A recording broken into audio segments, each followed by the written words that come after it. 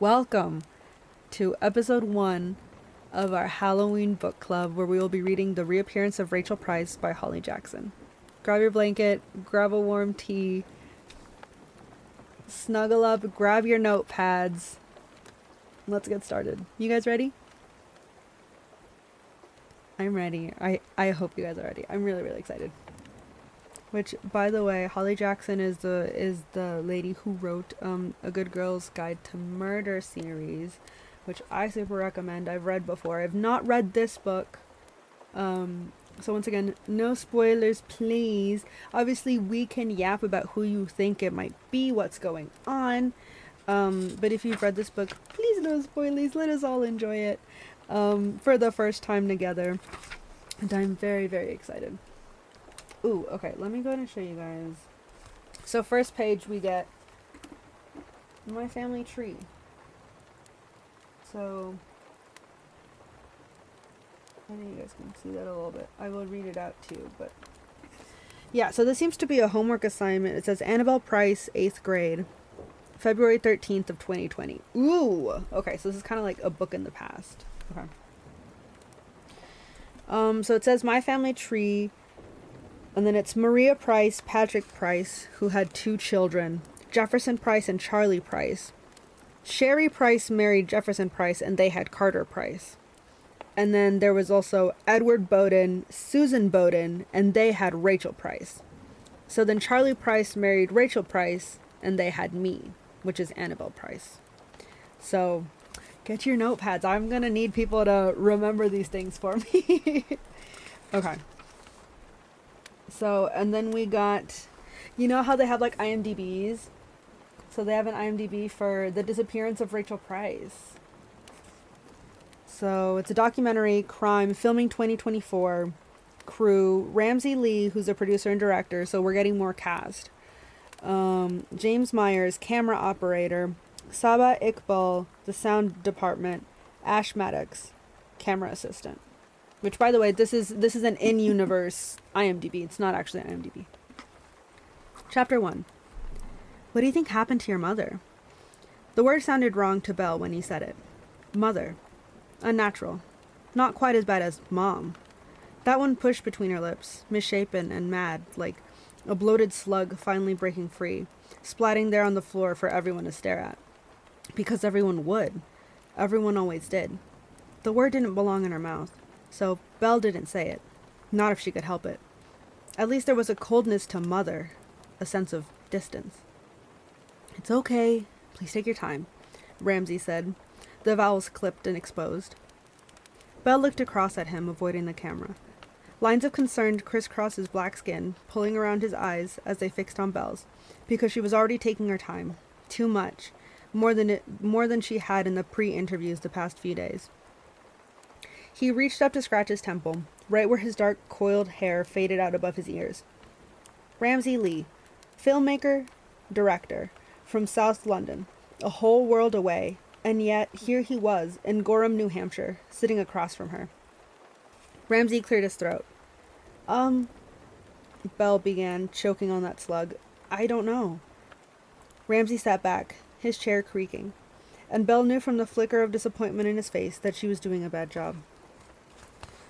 Worse, it must have been the camera. The camera changed things, the permanence of it. One day, thousands of people would watch this, separated from her only by the glass of their television screens.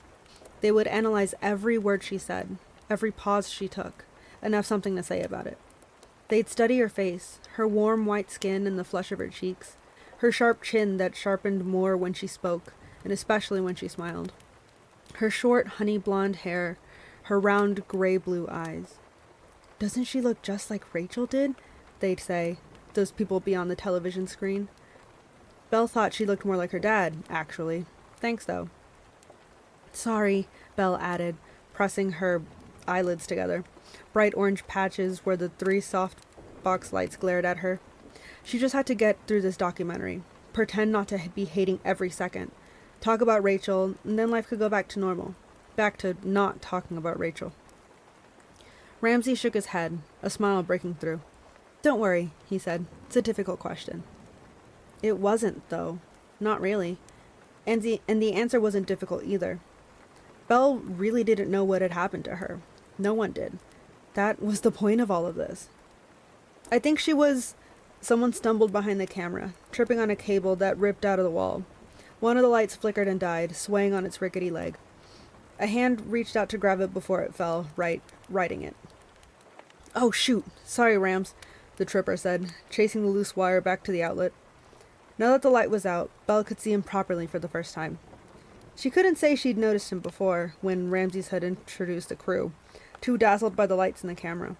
He must have been the youngest of the 4 documentary crew members. Couldn't be much older than her. And he was, just maybe, the most ridiculous person Belle had ever seen. He had shoulder-length brown hair that fell into thick curls, pushed off to one side of his pale face, full of angles and shadows. He wore flared tartan pants and a bright purple sweater, with the little green and yellow dinosaurs marching across his chest. "Sorry," he said again. The O giving him away. Oh, okay. He has an accent. You guys can't expect me to read an accent. I'm so sorry. Okay. I guess he says sorry. Okay. The O giving him away. Must be from London, too. He grunted as he pushed the plug in and the light sparked back to life, hiding him from Belle. Thank God, that ugly sweater was distracting. "I told you to gaffer all the wires down, Ash," Ramsey said, shifting to glance behind the box light. "I did," came Ash's voice from behind the light, somehow angular, just like his face, "until the tape ran out." "Mate, we have like 50,000 rolls upstairs," Ramses replied. 50,001, said the woman behind the microphone, a long pole balanced on a tripod with the fluffy gray head hovering over Belle and Ramsey, just above the shot. Saba. That was what Ramses had called her, introducing her as the sound person. She was wearing a huge pair of headphones that dwarfed her face, pushing the brown skin of her cheeks into unnatural folds. "Sorry," came Ash's voice. "I'll fix it later." "It's okay," Ramsey said, his face softening for a second. Then to the man behind the huge camera. "James, why are you panning to Ash? I thought we were aiming for a cinema verite style for the doc, that you might want this in." The camera operator replied. "No, I don't want this in. Let's reset the shot and go for another take. And everyone, watch where you're stepping this time." Ramses flashed an apologetic smile at Belle, sitting here on a plush couch across from them all, the cushions artfully arranged and rearranged behind her. "Ash is my brother-in-law," he said, as though in explanation. "Known him since he was 11. It's his first job, isn't it, Ash? Camera assistant." Ash, camera assistant. Saba, sound person. James, camera operator, and Ramses, filmmaker, producer, director. Must be nice to have words like that follow your name. Words you've chosen. Belle's were different. "This is Annabelle, the daughter of Rachel Price." That last part is said in a knowing whisper, because even though Rachel was gone, everything existed only in relation to her. Gorham wasn't its own place anymore. It was the town where Rachel Price had lived. Number 33 Milton Street wasn't Belle's home. It was the house Rachel Price had lived in. Belle's dad, Charlie Price, well, he was Rachel Price's husband, even though the Price part had come from him. "Ash, the clapper," Ramses reminded him. "Oh." Ash emerged from behind the light, a black and white clapperboard clasped between his hands. Printed on it were the words, "The Disappearance of Rachel Price." The name of the documentary. Below that, a handwriting, "Interview with Belle." And she was surprised, really, that it didn't just say Rachel Price's daughter. Ash walked in front of the camera, the hem of his pants swishing loudly together. "Take 6, he said, bringing the clapper stick down to the slate with a sharp bang, hurrying out of the shot. "Let's start again." Ramses let out a long breath. They'd been here for hours already, and it was starting to show on his face. "Your mom has now been missing for more than 16 years. In all that time, there has been no sign of her. No activity on her bank accounts, no communication with family. No body found despite extensive searches. Of course there have been sightings," he said, leaning on the word too hard it came out sideways.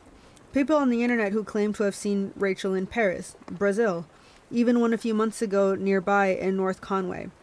But of course, these are unsubstantiated claims. Your mom disappeared without a trace on February 13th, 2008. What do you think happened to her?" Belle couldn't say, "I don't know," again. Otherwise, she'd never be allowed to leave.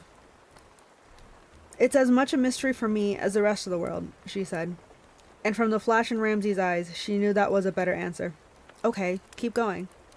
I know all the theories people have about what happened, and if I had to pick one... Ramsey nodded, urging her on. I think she was trying to leave. She left, and then maybe she was killed by an opportunistic killer. I mean, that's the term the media uses. Or maybe she got lost in the White Mountains and died in the snow, and an animal got to her remains. That's why we've never found her. Ramses leaned forward, his chin thoughtfully. So, Belle, you're saying you think the most likely scenario is that your mother is dead? Belle half nodded, staring down at the coffee table in front of her. The full glass bottle of water was a prop only. She wasn't allowed to drink it. The marble chessboard laid out with all the pieces prepared for battle, her knees pointed down in the center in no man's land. This repurposed conference room in the Royalty Inn Hotel on Main Street was the stage. The water bottle, the chessboard, and the cushions were the props. None of this was real to anyone else. It was all for show. Yes, I think she's dead. I think she died that day or not long after. Did she really think that? Did it really matter? Gone was gone. Ramses was looking at the chessboard too now. You say you think your mom was trying to leave, he said, bringing his eyes back. Do you mean that she was running away? Belle shrugged. I guess. But there is compelling evidence that opposes the runaway theory. Rachel didn't withdraw any money from her bank account in the days and weeks leading up to her disappearance. If she was planning to run away and start a new life, she would have needed money to do that. Not only that, but she didn't take her wallet containing her ID with her, and she'd left her bank cards at home. Nor did she take her phone. She didn't pack any clothes or belongings. None at all. She didn't even take her coat with her on that freezing day. It was left in the car, too, with her phone and wallet. And me, Belle thought. What do you say to that? Ramses asked her.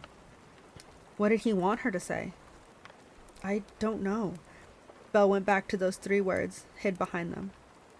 Ramses seemed to sense the barricade, backing off and straightening up. You're 18 now, Belle. You weren't even 2 years old when Rachel went missing. 22 months old, in fact. And of course, one of the most notable things about this case that sets it apart from all the others was that you were with her. You were with your mom when she disappeared. Yes, Belle said, knowing what question was coming next. It didn't matter how many times it was asked, the answer was always the same. And it was worse for Belle, trust her. And you don't remember anything at all that day? Being in the mall? Being in the car? I don't remember anything, she said flatly. I was too young to remember or to tell anyone what I saw that day. And here's the craziest thing. Ramses leaned forward, words spiking in the middle as he attempted to keep his voice even. You were a toddler, too young to communicate properly with anyone, with the police. But if someone did take Rachel, abduct her from the car where it was found, abandoned with you inside, that means you must have seen exactly who it was. You saw them. At one point in time, you must have known, however briefly, the answer to that mystery. I know. Crazy, wasn't it? The craziest thing, in fact. Belle closed her eyes, 3 blazing sunspots invading the dark world inside her head. Those lights were just too bright. Were they giving off heat too, or was that just her imagination? Explain why her face was so hot then. Are you okay to continue? Ramses asked her. Yeah. She didn't have a choice, really. Contracts had been agreed to, waivers and releases signed. And most importantly, she had promised her dad. She could pretend to be nice for his sake. Say yes and no and sorry in the right places. You really have no memories from that day at all? No. And she wouldn't the next time he asked to. Or the one after that. She has no memory of what happened, no idea. Just what she knew later, when she was old enough to know things. That she had been left behind. Abandoned there in the backseat of a car. However it happened. This case is one of the most discussed and studied on true crime podcasts and social media, enduring in the public consciousness even 16 years later, Ramses said, eyes glittering. The name Rachel Price is almost synonymous with mystery, because her disappearance was like a puzzle, and it's human nature to want to solve a puzzle, don't you think? Was Belle supposed to answer that? It's too late. And that's because, Ramses continued, Rachel seemed to disappear twice that day. Can you tell us what happened that afternoon at 2 p.m. where you and your mom went? Again? Yes, please, for the camera, Ramsey said, taking the blame off Belle and putting it on the camera instead. Cameras didn't have feelings. Ramsey seemed nice like that. But then, of course, he wanted her to think he was nice, didn't he? Belle cleared her throat. That afternoon, I was in the car with Rachel. She drove us to the White Mountains Mall, which is in Berlin, not far from Gorham, about 10 minutes away. Security cameras recorded both of us walking into the mall. Rachel was carrying me. And why were you at the mall? She often took me there on her days off, I've been told, Belle said. Rachel used to work at a coffee house there. Went back for the coffee, to see her old friends. That wasn't out of the ordinary. It was called the Moose Mouse Coffee House. Of course, Belle didn't remember that, but she'd seen the security camera footage since the last images of Rachel Price alive. Sitting at the coffee house, baby Belle in a bright blue padded coat with marshmallow arms, wriggling in Rachel's lap, surrounded by empty tables. Blurry but happy those tiny figures seemed, not knowing that they were both about to disappear, one for good. But what was out of the ordinary, Ramses countered, is that after you finished your drinks, Rachel got up to leave, still carrying you. You walked away from the Moose Mouse Coffee House at 2:49. The cameras show us this. We can follow you on the footage. But then you turn a corner, a blind spot between the mall security cameras, and... He seemed to be waiting for something. We disappeared, Rachel said, filling in the blanks. Vanished into thin air, Ramses added. You don't appear on the cameras. You should have if Rachel had kept walking. You don't appear on any of the cameras after that.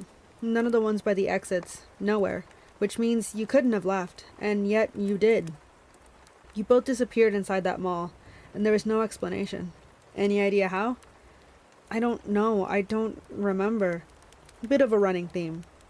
Police analyzed that footage after Rachel's disappearance. They studied and counted everyone into the mall and counted everyone back out again.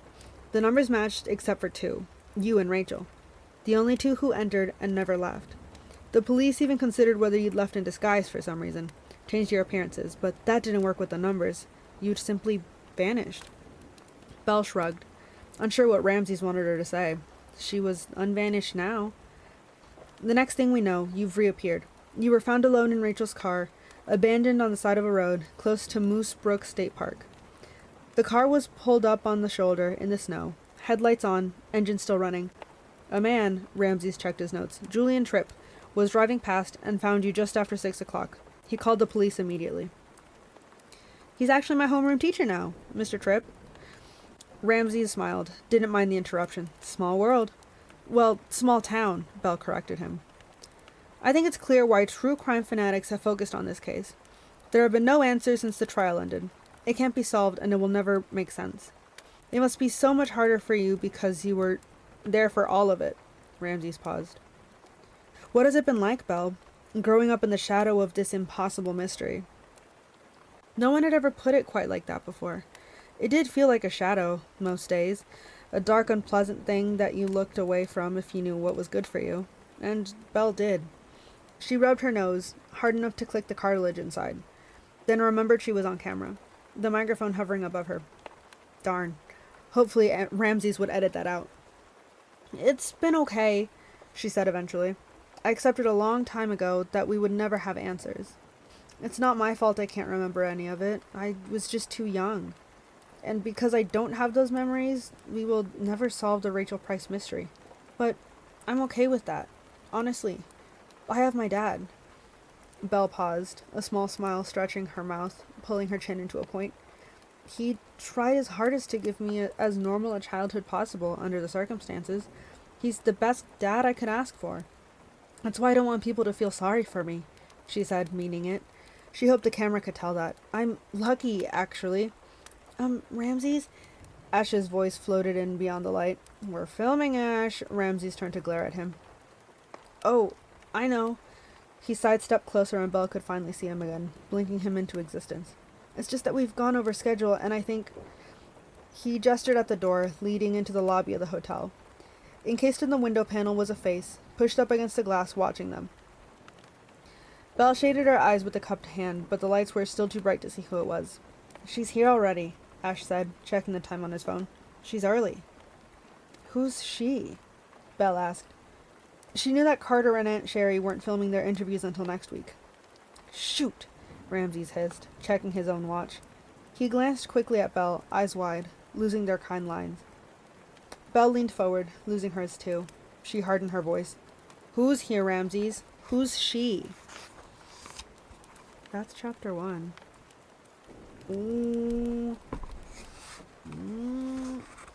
Okay, so we got some good exposition. So that's kind of just, that's kind of just her life, I guess. Just kind of explaining that, she seems to have gone through these types of interviews all the time.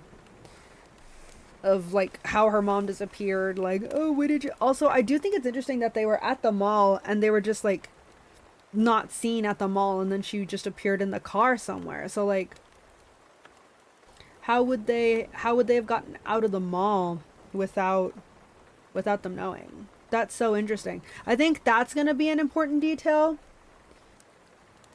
So we will see. Why do I feel like her father might be hiding something? I don't know. We haven't met her dad yet. I mean, usually when people have these types of cases, usually, yeah, you go towards the loved ones first, because unfortunately that's just how it goes. So we still have to meet her dad. So we'll see. But obviously, yeah, I got my eyes on him. I do feel bad for Belle for having to constantly relive this entire life, and literally, like the director said, having the shadow over her entire life. Like, that sucks, dude. It's like when you have an older sibling, which I say this as an only child with no experience of this, but it's like when you have like an older sibling who went to the school before you, and then like all the teachers are like, ah, so and so's brother or whatever, It's like, yes. Okay, chapter 2. A door pushed open, shushing on its hinges.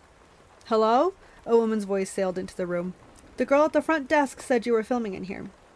Did Belle know that voice? There was a flicker of recognition, but she couldn't place it. Not without a face. She tried to see, her stomach clenched, slug waiting in her mouth. Clicking heels on polished wood as the woman approached them. Ramses pushed up his chair, nodding at James behind the camera as he did. Hello, he said in a bright voice. Thank you so much for arriving so early. I hope your journey was okay. We were just finishing up here, Susan. Belle swallowed, jaw unclenching. For a second there, she thought he was about to say, nice to finally meet you in person, the woman said, walking over to Ramses, taking his outstretched hand, bracelets tinkling at her wrist as she shook it up and down. Susan? Why couldn't Belle think of any Susans? Likewise, Ramses replied. She stepped into the light, well dressed in a dark skirt suit and frilly emerald scarf, and Belle could finally see who she was. Of course, because she wasn't Susan Belle.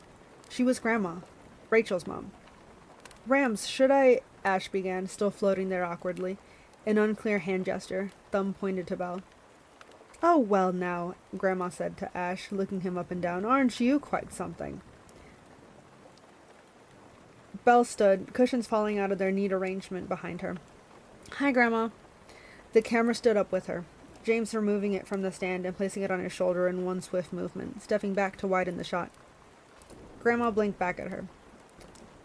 That isn't my Annabelle, is it? She said, voice rising at the end. Oh my goodness, just look at you! And the next moment, Belle's face was pushed into that frilly emerald scarf as Grandma folded her into a tight hug, a cloying smell of perfume filling the back of her throat. I can't believe it! You look so grown up! Well, Belle said, her ribcage too tight. That's because I did grow up. I've looked like this for a few years now. Grandma stood back to study Belle, bony fingers hooking onto her shoulders. Gosh, she looks so much like Rachel. No, she frickin' didn't. Grandma's eyes misted over, a tremble in her bottom lip as she bit down on it. Granddaddy would have been so proud to see you all grown up. I'm sad he missed it.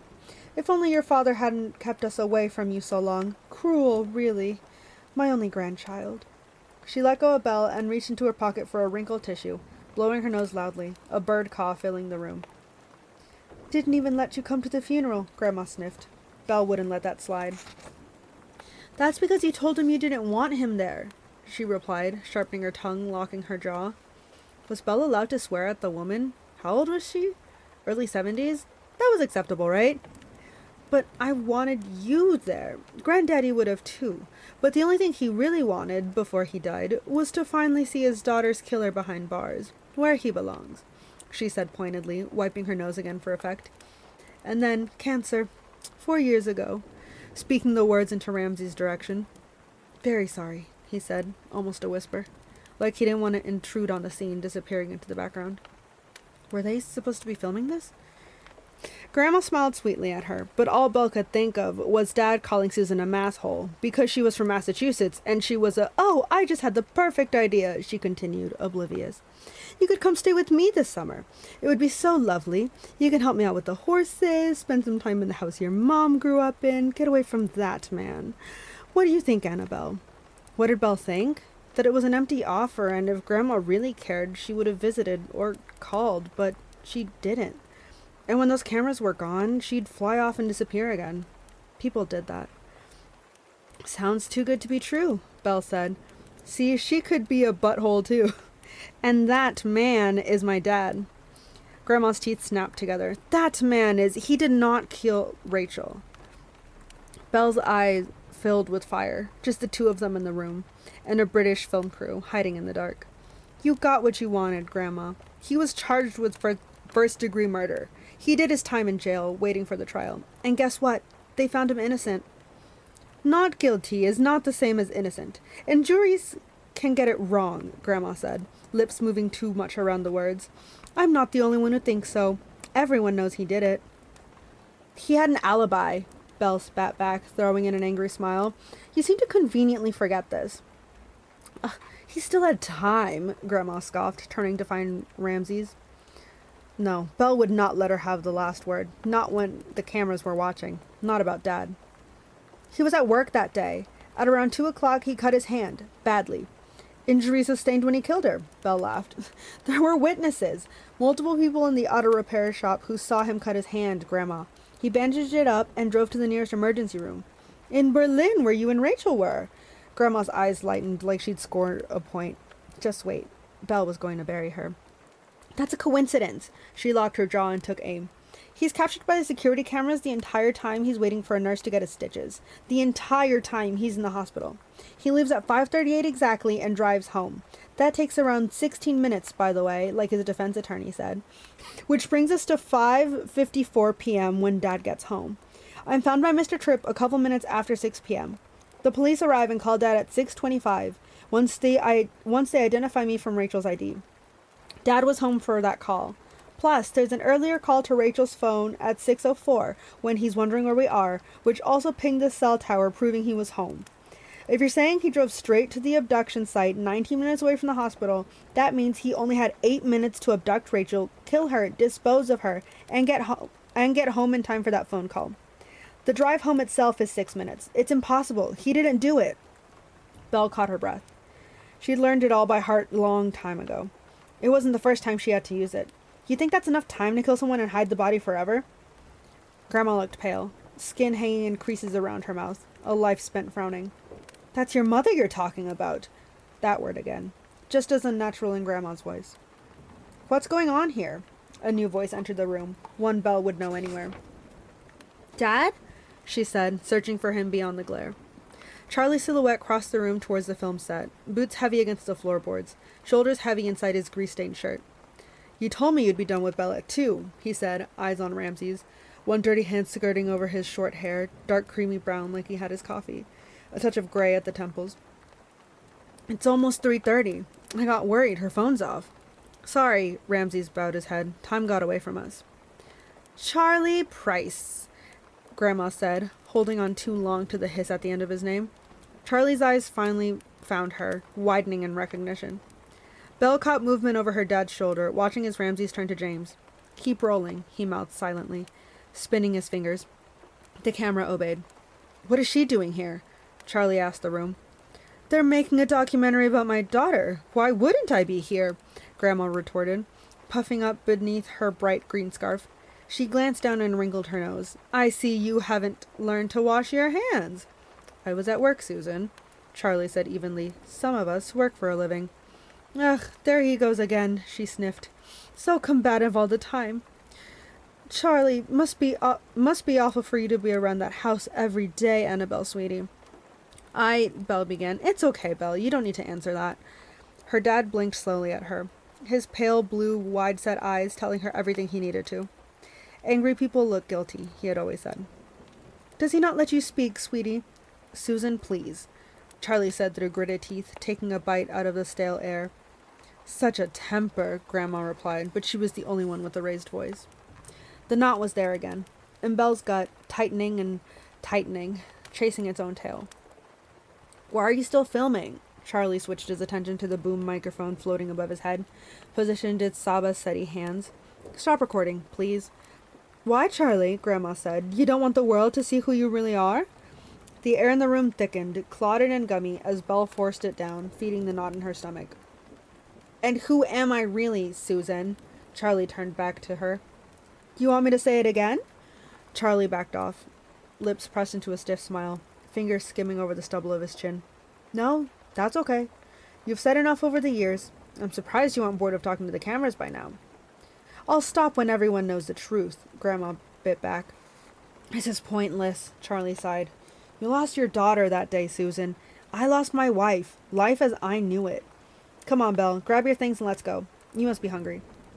She must be, but she couldn't feel it around the terrible knot in her stomach.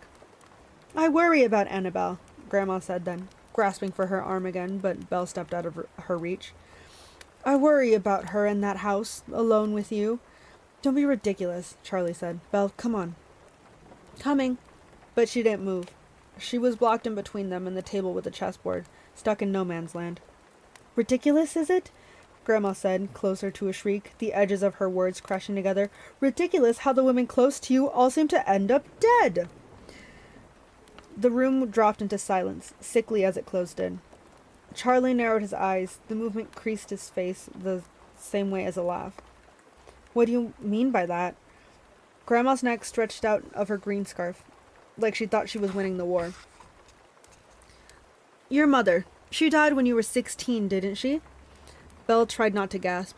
Grandma couldn't be implying that. That was a tragic accident, Charlie said, voice low, a muscle ticking in one cheek. She fell down the stairs and hit her head. I was asleep at the time. Of course you were, Grandma said, a mocking coo in her voice, like she was soothing a child. But here's the thing. 2 tragic deaths start to look like a pattern, Charlie. Charlie laughed, a hollow sound to hide the hurt, shaking his head. Great, he said. So I'm a wife killer and a mother killer now too. Awesome. Frick. He shouldn't have said that. It was obviously sarcasm. Anyone could see that.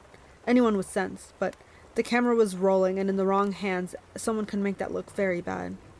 Why had Dad agreed to do this documentary anyway? Nothing good could come of it. Belle needed to do something bigger, something worse, to help him know. Frick you, Susan. Frick back to your frickin' horses, you horse fricker. Now someone in the room did gasp. Grandma retracted her neck, staring at Belle open-mouthed. Winning shot. Battle over. Come on, kiddo, Charlie said, suppressing a smile as they caught each other's eyes. Let's go. His face hardened. Ramsey, I need a word with you. Outside. Leave the camera.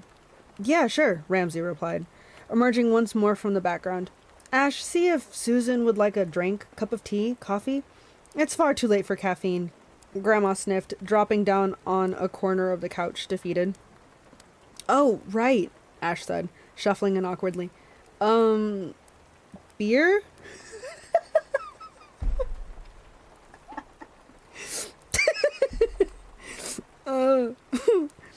No, Ash, Ramsey hissed, following Charlie to the door. Get her water or something. Water or something. Coming right up. Ash pointed an assured finger to the ceiling, spinning his tartan legs to follow Ramsey out.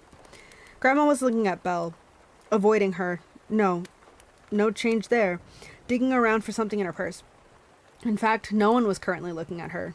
Saba and James turned their attention to their respective devices, fiddling with buttons and switches, the camera pointed away. Now was Belle's chance. She reached down, fingers outstretched, and swiped the black queen from the chessboard, tucking it up her sleeve before anyone looked. Hers now. The knot came undone in her gut, the pressure easing, a new lightness in her head as she felt the cool marble against her skin. A strong feeling, but it never lasted. At least the thing itself was permanent. What? Does she just like to steal stuff? Belle walked away without a backward glance at the queenless board, or the woman she hardly knew sitting behind it. Bye, Grandma, she called over her shoulder, cheery and bright. So good to see you. Come visit again sometime. Outside in the parking lot, the cool April breeze tickled Belle's face, the relief already on its way out, a new baby knot of tension ready in her belly, biding its time. Main Street was loud, the noisy whisper of cars, the seismic rumble of the passing 18-wheeler, and some kids squawking across the road, playing with the plastic moose outside Scogan's general store. Belle spotted her dad and Ramsey, halfway down the lot, close to Dad's gray 4x4, dusty and mud-flecked. I swear to you, Ramses was saying, hands clasped together in front of his chest, it was not intentional. We went overtime with Belle. It took a little while for her to loosen up, and Belle arrived an hour earlier than we told her. They were not meant to overlap, I promise. Belle knew he was telling the truth, but Ramsey hadn't helped her out back there, so he was on his own. That didn't stop you taking advantage of the situation, keeping the camera rolling, Charlie said, wiping at the stain on his shirt. Look at me, I didn't know I was being filmed today. I'm sorry, but we're making a documentary. That's literally our job, to keep the cameras rolling. You agreed to all this. You signed a contract. Not like that, and you know it. Come on, Charlie. It's not like you're being unfairly compensated here. And I emailed you to let you know about Susan's interview. Charlie scratched his head in frustration. Look, Ramses leveled his gaze at him. This film is about you and your family. The first time you've ever spoken publicly. A glimpse into your lives and how they've been affected by Rachel's disappearance. What Susan thinks of you, that's all part of it. The world has heard from her before, but it's up to you to shape the narrative you want to tell. And for what it's worth, I thought you handled yourself very well in there. Whatever Ramsey was doing, it was working. Charlie sighed, blew out his top lip. Fine, he said. Just no more overlaps. No more surprises. Ramses held up his hand in surrender. No more surprises. You got it. So we'll see you and the rest of the family at your house tomorrow? We'll start setting up at 11, if that's still okay. Yes, fine, Charlie said, ready to go. Belle could read it in the shift of his shoulders. You were great today, Belle, Ramsey said, sharing his smile with her. Really great. Thank you. Had he already forgotten all the time she'd answered? I don't know. Maybe the grandma stuff made up for it. Shame. Belle had probably appeared nice and sweet up until that point. Oh well, she was allowed to look bad. They were almost at the car when Dad finally turned to look at her, locking eyes. Horse fricker? He laughed. Who raised you? Oh, some terrible person. Dad laughed harder. Good. She wanted him to laugh. After that. Then, shaking it off, he asked, was it okay? The interview? Nothing was too difficult? Too upsetting? No, it was fine. Just long. And I wasn't allowed to touch the fake water. She reached for the door handle. Oh, wait. Dad stopped her. I got a bunch of tools and stuff on the front seat. Why don't you hop into the back instead, kiddo? Belle stared at the back seat through the grimy glass of the window. She swallowed, eyes pulling away. No, I'll sit in the front, she said quickly, opening the passenger door. Belle, there's crap all over it. Just go in the back. No. It's fine. See? She climbed in, over the bulky tool box and piles of papers, food packets and bottles of Mountain Dew, because Dad was a child who still drank Mountain Dew. She lifted the toolbox and settled into the seat, placing it on her lap. It was heavy and uncomfortable, no space in the footwell between the junk and her backpack. See, plenty of room. Dad shook his head, started the engine. Bacon sandwiches for lunch? He said, not looking for the answer, because he didn't need to. You know me too well. That's chapter 2. That is chapter 2. I'm gonna close the book real quick and let's talk about that one. That was a interesting chapter. If she's so worried, then why haven't you seen your granddaughter in years? No, literally. Yeah, no, grandma is trash. Like, I know sometimes, like, the stereotype is that the in-law doesn't like whoever's marrying into the family or whatever, that their precious child is marrying, like, trash or whatever. But, like, still, like, I don't like it. I think it's too early for me to call a favorite. I do like Ash, though. Ash seems interesting. We haven't really heard too much from the other two crew people. Very much wondering why the dad agreed to the documentary. Yeah, I am curious why the dad did. I'm assuming it's to, maybe a lot of people. To me, it sounds like the grandma is publicly trashing her son-in-law. So maybe he wants like an official documentary to kind of set the record straight so that way people know that like his daughter and him like are good, they're fine, that it wasn't him. That would be my guess to why he specifically would like let them do it. She can sit in the backseat anymore because of what happened with her mom. That's what I was thinking too, Gina. That's what I was thinking too. It's been many years. I think it's probably a money thing. Maybe he has money issues and he didn't want to tell Belle. So he's doing the show. Maybe. I'm scared that if he does have money issues, that they might talk about it in the documentary and, it might make him seem more guilty. I don't know. Obviously the grandma's rich, but I'm sure she hasn't helped financially. Yeah. But like you said, Gina, it's like if she missed her granddaughter that much, like why didn't you, if you really think this is such a bad man, like why wouldn't you try to fight for custody for your granddaughter? Especially if you think that he killed your daughter. I don't know. It's interesting all around. I don't know. We're gonna find out. I feel like we're getting so many like little tidbits already within the first 2 chapters. Like I'm excited to meet Mr. Tip. I mean I bet we're gonna see interviews with other family members. I'm really excited. Chapter 3. Belle found her in their favorite place, the far end of the cemetery, beneath the red maple tree that bled its leaves for miles. They were morbid like that, heels clicking against the stone of the raised wall. Belle walked toward her, past mottled headstones and eyeless angels, old bouquets of flowers just starting to smell. She stopped 20 feet ahead, hand cupped over her eyes. "Well, I'll be," Belle called. "Is that Carter Price, ballerina extraordinaire and soon-to-be documentary star?" Carter stirred, cheekbones sharp up to her blue eyes, a diluted blue, like unsettled water.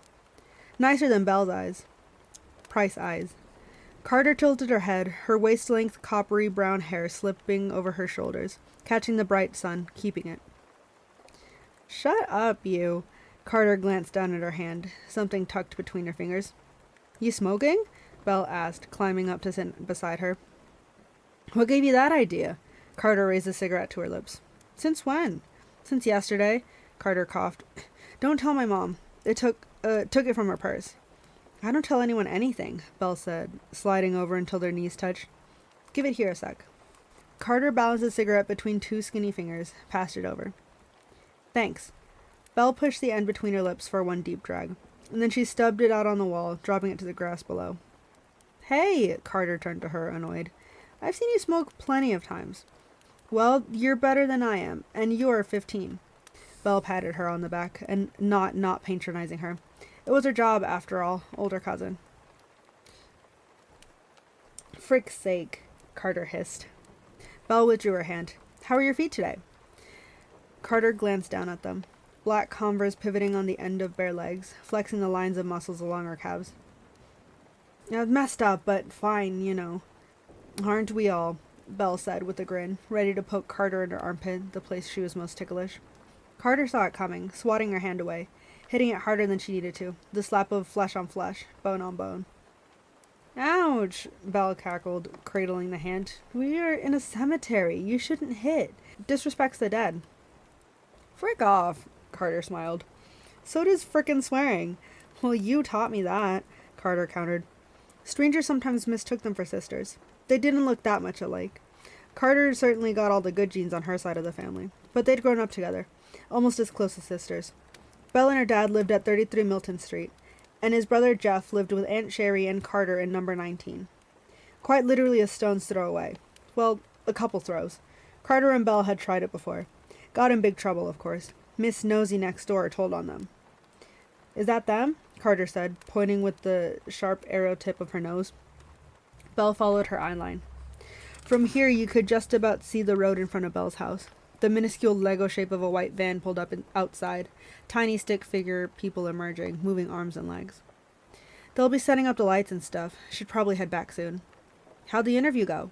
Carter picked her nails for something to do now that the cigarette was gone. She was always moving somehow, never still, drumming fingers and jangling legs. Fricked up a fine, you know, Belle echoed her. Then Rachel's mom turned up. The the Massachusetts a-hole? Carter stared at her. Mm-hmm. Carter clicked her tongue, understanding all the spaces between Belle's words, a language of their own. Don't know why they want me in the documentary, she said. I was born after Aunt Rachel's disappearance. I never even knew her. I never really knew her either, Belle added, like it was a competition. Oh, I should warn you. One of the documentary crew, the camera assistant, he's the strangest person you'll ever meet. Literally the love child of a washed-up rock star and a clown. And he's useless. Ramsey's clearly only gave him the job because he's his brother-in-law. If we get bored today, we can just make fun of him. Belle, be nice. Belle hissed, hiding from the sun. I can't. It burns. Carter shook her head. A small laugh, weighed down by something. You're not nervous, are you? Belle asked. You'll be fine. Better get used to it, right? Soon you'll be way too famous to remember your poor old cousin. Sorry, what's your name again? Carter asked. Belle poked her, getting through this time. I thought you'd at least wait until you got into Juilliard and went off to New York forever to forget about me. Everyone left, eventually. It wasn't just Rachel Price. People were temporary. It was the one thing you could count on. People always left. Even Carter. I might not get in, Carter said, voice smaller still. Of course you will, if you want it enough. Belle nudged her, feeling the hard rail of her ribs. Come on, we should head back. Your audience awaits. She shouted that last bit, to embarrass Carter in front of all the dead people, laughing at them from their grave. 33 Milton Street was already buzzing with people and equipment. Large metallic trunks clicked open, belching camera parts and long poles, softbox lights lying unassembled on the living room carpet. Charlie lava stepping around it all as he delivered the crew mugs of coffee that they absolutely didn't have enough hands for. Uncle Jeff and Aunt Sherry were already here. As soon as Belle and Carter walked through the open front door, Sherry pulled Carter to the side. I laid out an outfit for you, honey, she said. It was on your bed. Sherry must have spent hours getting ready. Her hair was styled in neat brown curls, her pale skin closer to powdery orange now, clumping in the lines around her eyes, thick mascara and bronzer to give her the cheekbones that Carter had naturally. Jeff was doing what he did best, getting in the way. So, Ramsey, he said, following the man around while he attempted to set up. Would I have seen any of your work before? I've made a few documentaries, Ramsey said, picking up a yarn ball of cables. Did one a few years ago about an Alaskan husky who worked pulling sleds. It was called Snow Dog. Disney bought it. Oh, yes, Jeff said, scratching his salt and pepper hair. My friend Bob from Vermont, he used to have a husky. I think I've heard of that film. No, he hadn't. The dog dies. Real tearjerker. Ramsey sidestepped him to get to one of the recently erected lights. Was that the last thing you worked on? Jeff said. Ramsey glanced towards the front door, the only escape route. No, I shot another doc last year, about a high school principal in Millinocket, Maine. I think I've heard of that one too. Ramsey smiled. You must be thinking of something else, mate. It didn't get picked up by a broadcaster. No one will ever see it. Why is that then? Jeff asked, not reading the room. To be fair, there was a lot going on in the room. Ramsey said, the word trailing off awkwardly, gaze circling, searching for help. His eyes caught Belle's. No hope here, mate. Yeah, Ramsey, she said, doubling down on him. Why is that? He scrunched his eyes at her like he knew she was trying to make him uncomfortable, but he found it amusing instead. Guess you come to know someone pretty well when you're trapped in a room with them for hours, repeating the same conversations. Maybe Belle liked Ramsey after all. He gave in. Some of the networks said it lacked the human element. Don't know how they worked that out. It was all about humans. So plotty and twisty, you couldn't write it, honestly. He shook his head. But clearly they thought it was missing something. Right, Jeff was still in the conversation. That's a shame. Do you have a broadcaster yet for the disappearance of Rachel Price? Not yet, Ramsey smiled, but we will. It's an incredible story. Plotty, twisty, Belle remarked. He saluted her with a camera lens in his eye. Jeff wasn't done with Ramsey yet, but Belle tuned him out as her dad approached, offering her a coffee now. In his favorite mug, shaped like shaped like Santa's bulbous head.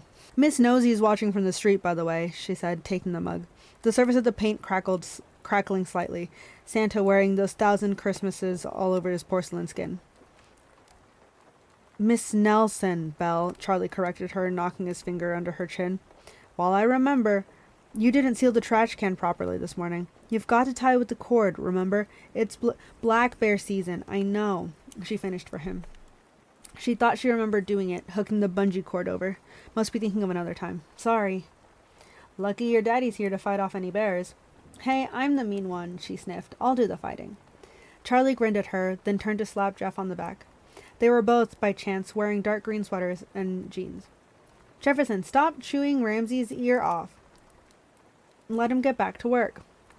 Jeff, despite being 3 years older, listened to his brother, backing off to find someone else to bother. When's your dad arriving? Ramsey asked Charlie, more wires in his hands. Charlie glanced at his watch. The caregiver should be here with him any minute. Had a bit of a difficult morning. Great, we're almost ready to go here. James, where's that HDMI cable gone? I'm ready to start miking up, Saba said, appearing out of the chaos. Ash, you take Charlie and Belle. I'll do the others. Ash straightened up from behind the largest metal trunk. He was wearing a white tee covered in cartoon strawberries, under a blue denim shirt tucked into slightly darker blue jeans. Of course, flared at the bottom, if you were asking. Just going to change my sweater, Charlie said, disappearing into the hallway. No stripes, please, Ramsey called after him. Hello again. Ash shuffled to Belle, unraveling a microphone pack. Can I? Can you? Belle said, arms out scarecrow-wide, like he was about to frisk her. I just clipped this on here first. Ash stepped forward, his face far too close to hers, breath warm and minty. His eyes were green. She hadn't noticed that before. An unclean green, like football field grass. He clipped the tiny microphone onto the collar of her baseball shirt and spooled up the wire. Now, this has to hide down here, he said, nodding awkwardly at the front of her shirt. He gently pulled at the material of her collar, averting his eyes as he fed the mic pack under, holding onto the wire as it rappelled down her chest. So, he said, do you prefer apples or bananas? Huh? Belle said. Well, it's a bit awkward, me just fiddling with you, so I thought I'd do a conversation. He said, the body pack finally emerging from the bottom of her shirt. You do a conversation? Huh? She said, skin tingling where the cold wire pressed into it. Well, it worked. We are conversing. He held up the pack. Now this clips on behind you. Have you got a pocket on your trousers, or... Belle turned around for him. Don't we need to do more conversation if you're about to touch my butt? Oh, I saw a moose this morning, Ash said, fiddling with her back pocket. It was massive. Well, you are in New Hampshire now. Okay, you're all wired up. Belle turned to face Ash, looked him up and down, moving her eyes but not her head. Double denim, she said. Oh, thank you, he replied, patting his clothes. Wasn't a compliment. Where's the HDMI cable? Came Ramsey's voice, more desperate now. I left it over there, Ash called, pointing over Belle's shoulder. By the tripe. Aha, Ramsey said, somehow locating it with those instructions. Tripe? Belle asked Ash. Tripod, he said. I decided to shorten it. You gain a second every time you abbreviate. Those seconds all add up in the end. Time is money, my friend. Yet you just wasted more time explaining yourself. Oh yeah, he said, looking intently at his fingers, like he was counting them. Belle narrowed her eyes. You're a real person, aren't you? He shrugged, deadpan gaze and an unbothered smile. Not the reaction she was going for. I'm gonna go over there, she said, leaving if he wouldn't. Oh wait, let me turn you on, Ash said loudly, the chatter in the room dimming around them. Belle felt a warm and uninvited flush creeping up her face. Huh? Voice brassy and awkward. Your microphone, Ash said with an almost knowing smile, moving to fiddle again with Belle's back pocket. Gosh, did he know the game she was playing? He might even be better at it than her. Belle had underestimated him. She'd have to be even more unpleasant to win. Done, you're good to go. Ash straightened up, that same grin still on his face. Ugh, he was annoying. Belle walked away without another word. If you don't have anything not nice to say, don't say anything at all. Her dad came down the stairs then, dressed in a navy sweater instead, just as a knock came from the side door where he'd installed the ramp. "That'll be Jordan with Grandpa." He hurried off to greet them. "Okay, Price family, can you head to the sofa?" Ramsay called. "We are about to begin." "Does the camera really add 10 pounds? Aunt Sherry asked Ramsay, sitting between Charlie and Jeff on the 4-screen sofa, eyeballing the camera. "You look great, Sherry," Ramsay said from behind it, glancing down the monitor. "Now can we get the girls to sit in front of the sofa? Yes, like that. In the spaces between. Perfect." Someone squeezed Belle's shoulder. It was Dad. "Carter," Sherry whispered, "tuck your legs over to the side, honey."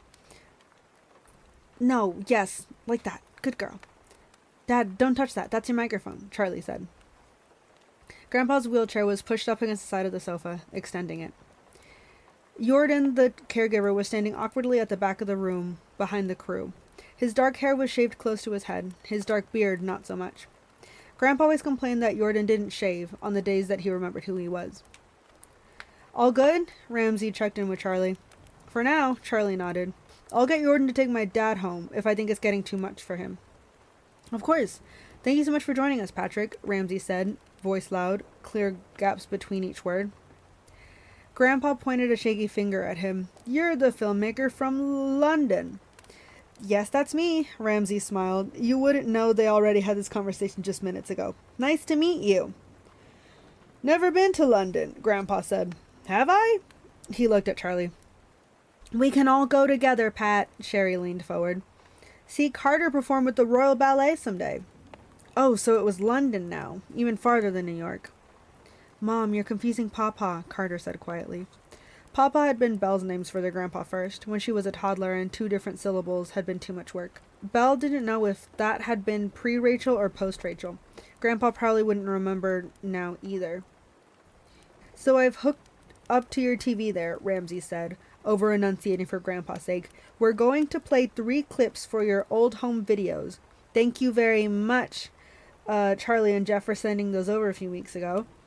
I want you to watch them together as a family and just react, organically. Tell me how it makes you feel, any memories of Rachel you want to share. I'll dip in and out with questions. Sound good?" "Sounds good," Charlie replied for the family, which was lucky because it didn't sound good at all to Belle. She wasn't sure she'd ever seen these home videos before, and she wasn't sure she wanted to. Not with the camera pointed in her face. Carter poked her in the ribs and she stopped slouching. "Camera?" Ramsay said, stepping back out of the way. "Rolling," James answered. "Ash?" He moved forward with the black and white slate. Today, the scene was labeled, "A Trip Down Memory Lane." Ash snapped down the clapperboard. Grandpa flinched at the sound. "The first clip is from Christmas 2007, Ramsay said, crouching by the laptop plugged into the TV. The screen mirrored. 7 weeks before Rachel disappeared. He pressed play and the TV sparked to life. And there she was, Rachel Price. The same she'd look in the photo they'd used on the missing posters. Wide smile that pulled her chin down to a point. Dark gray blue eyes, long golden blonde hair. Almost as long as Carter's in this snapshot of time. She was wearing a bobble hat here, so you couldn't see the small birthmark high on the right side of her forehead. A flattened circle to freckle brown. An identifying mark if they ever found a body, which they hadn't. Rachel looked so young. Now Belle thought about it, she never got much older than this. Rachel Price undisappeared. Pre-disappeared. Standing in the snow, wearing a long gray coat, the same one she'd left behind. Rachel narrowed her eyes, stared right through at Belle, into Belle. She shivered, hair standing up on her arms, but she wouldn't let it show. Not to the camera, not to Rachel. Interesting. That's chapter 3. Dude, I low-key thought when they were like, oh, the grandpa flinched at the sound. I was like, is he a war vet? I was like, he has dementia. Is that gonna like snap him back? Okay, but imagine though that the grandpa does remember something that she told him at some point, and like that's gonna like activate whether he remembers or not. You know how like random things like when people with like dementia kind of like are like kind of snapped in and out of it, I feel that would be interesting. That's just a silly little hypothesis. But I don't know. Who's the Uncle Jeff? I'm scared with Uncle Jeff that anything he's been told, he's like that kind of person that's like Oh yeah, I remember that when it like he wasn't there, he wasn't like it's not actually a real memory, so I'm really scared that he's that type of person who might like not mean to lie, but kind of accidentally do that, you know? The family dynamic is interesting. I think so too. I mean, like, we haven't really seen Aunt Sherry and Uncle Jeff interact, which I'm curious about them because, like, Aunt Sherry to me seems like she wants to seem like, you know, a perfect wife, housewife, whatever. But she also smokes and she has her cigarettes in her purse. So I'm curious if, like, her marriage stresses her out and so she smokes on the side to kind of like cope with it. I don't know. Again, this is based off of very, very small details, but these are just initial thoughts, initial whatever. Chapter 4. Rachel Price, alive again, brought back through time, lips grazing her bare teeth as she smiled through the cold. Jeff, she said in a voice that almost sounded real, are you recording? What gave you that idea? Came Jeff's voice, distorted and crackly, too close to the microphone. The camera in my hand? Jeff from now laughed at his own joke.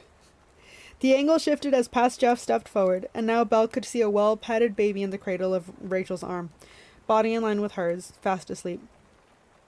Not just a baby, it was Belle.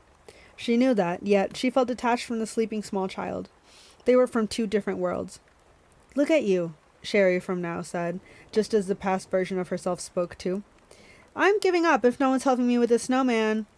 Younger Sherry walked on screen, Prince following her in the snow, Charlie too. They were bundled up in thick coats and gloves, hats that swallowed half their frost-pinked faces. A snowball exploded against Sherry's chest, spattering white dust on her chin. Jeff, I'll kill you, she growled at the camera. You could have hit the baby. Anna's fine, Rachel smiled down at the baby, eyes glittering. She can sleep through anything. Belle forgot, for a moment, that was her, the first part of her name that she'd amputated years ago. She didn't know Rachel had called her Anna. No one had ever told her. Come on, Charlie. Jeff, one of you, hop on, came Grandpa's old voice. Older, but younger. He still sounded like himself. Belle missed that. The camera panned to find him, squatting on a blue sled that was far too small for him, let alone another grown man.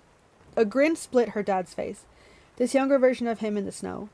He squeezed Rachel's shoulder as he passed, giggling when he dropped onto the front of the shed, tucked between Grandpa's legs. Go on, Dad, Jeff called. Grandpa kicked off against the snow, and the sled started to move. Jeff chased after them, feet crunching. The camera swerved, and Belle finally knew where they all were. She could tell by the junk pile of the rusted cars and dead equipment in the distance behind them.